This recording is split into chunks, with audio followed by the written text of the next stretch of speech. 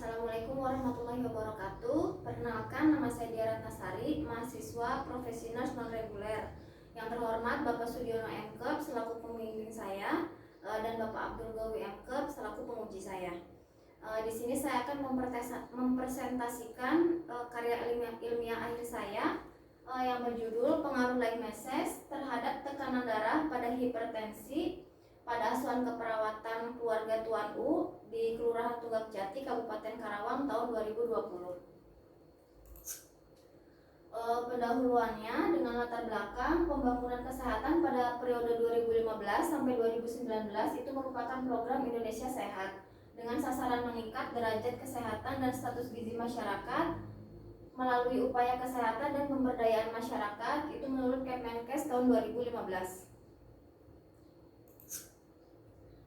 Di Jawa Barat dari riset kesehatan dasar atau Riskesdas itu menunjukkan bahwa terjadi peningkatan prevalensi hipertensi dari 5,7% tahun 2017 menjadi 6,9% atau sekitar 23.000 pada tahun 2019.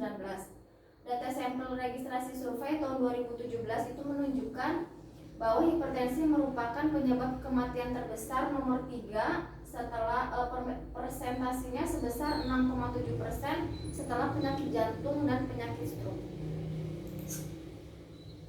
Berdasarkan catatan dan laporan dari Sistem Informasi Kesehatan Kabupaten Karawang yang pelayanannya mencakup beberapa kelurahan menunjukkan bahwa hipertensi masuk dalam 10 besar penyakit terbesar pada tahun 2019. Pada tahun 2019 didapatkan data total penderita hipertensi sebesar 3.000 orang yang semuanya adalah hipertensi. Dan pada tahun 2019 dari bulan Januari sampai sekitar bulan Juni itu terdapat 1.000 kunjungan yang didiagnosa dengan hipertensi. Untuk tinjauan teoritisnya menurut Kus Irianto 2014, hipertensi merupakan suatu keadaan yang menyebabkan tekanan darah tinggi secara terus-menerus, di mana tekanan di sistol itu lebih dari 140 mmHg dan di diastol sekitar 90 mmHg atau lebih. Hipertensi atau penyakit darah tinggi merupakan suatu keadaan peredaran darah meningkat secara kronis. Hipertensi juga merupakan faktor utama terjadinya gangguan kardiovaskuler. Apabila tidak ditangani dengan baik dapat mengakibatkan gagal ginjal, stroke, demensi, dan gagal jantung. Itu menurut Andrian Patisa tahun 2016. Untuk konsep dasar keluarga, keluarga merupakan perkumpulan dua atau lebih individu yang diikat oleh hubungan darah, perkawinan atau adopsi, dan tiap-tiap anggota keluarga selalu berinteraksi satu dengan yang lain. Itu menurut Mubarak tahun 2011.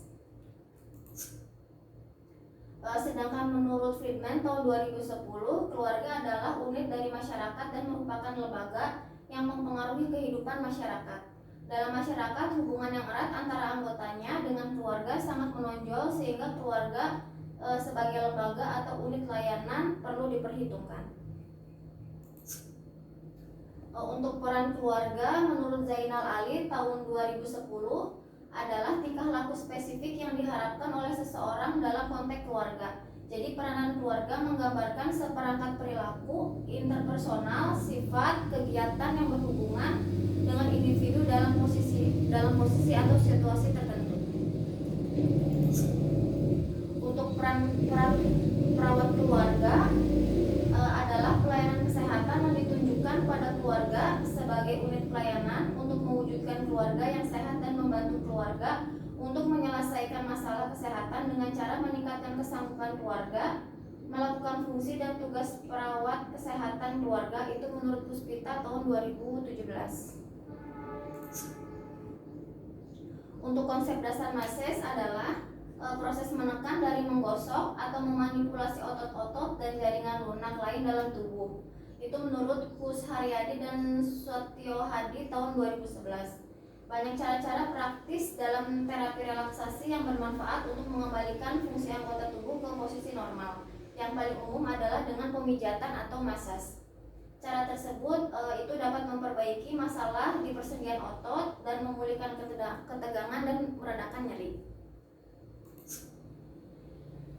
Untuk manfaat meses menurut hukum tahun 2009 itu memperlancar peredaran darah, membantu pembentukan, penerapan, dan pembuangan sisa-sisa pembakaran dalam jaringan-jaringan. Meses juga itu membantu pengaliran cairan limpa untuk lebih cepat dan membantu kelancaran pengaliran cairan limpa di dalam pembuluh-pembuluh limpa kecil ke limpa yang lebih besar dan dapat menurunkan intensitas nyeri. Ini data pasien yang saya kaji. Itu Tuan U usia 55 tahun, untuk alamatnya di Tunggak Jati RT 2 RW 1 Kabupaten Karawang. Itu bekerja sebagai pedagang. Untuk pendidikan terakhir Bapak itu SMP.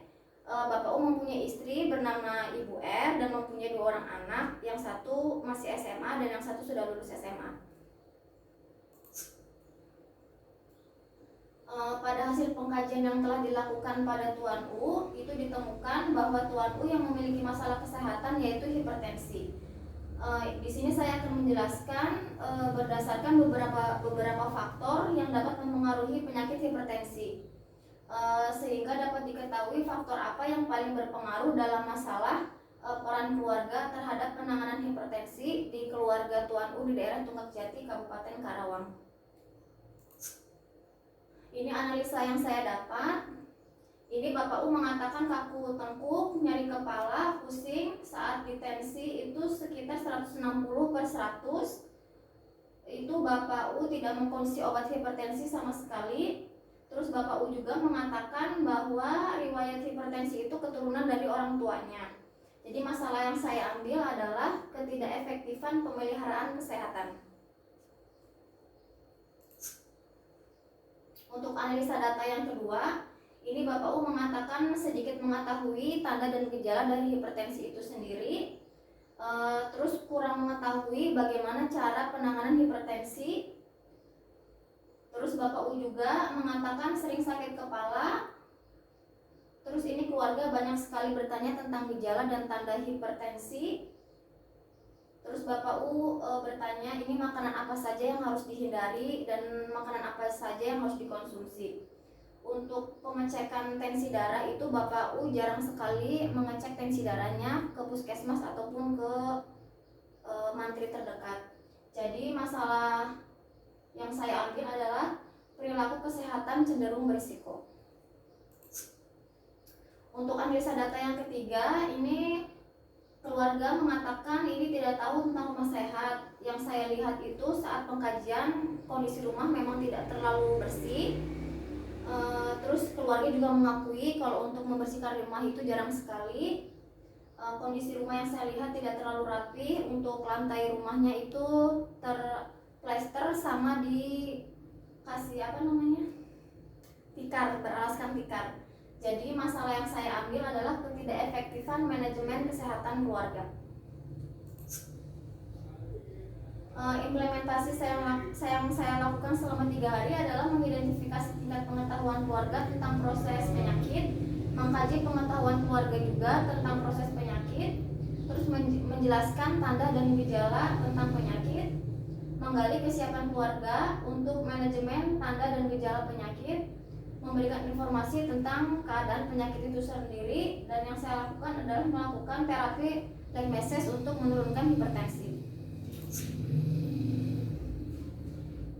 Kesimpulannya, berdasarkan hasil evaluasi selama 3 hari sesuai dengan kriteria dan standar yang dibuat, penulis dapat menyimpulkan bahwa diagnosa ketidakefektifan pemeliharaan kesehatan, perilaku cenderung berisiko, dan ketidakefektifan manajemen kesehatan mengalami perbaikan dan keluarga paham yang saya jelaskan.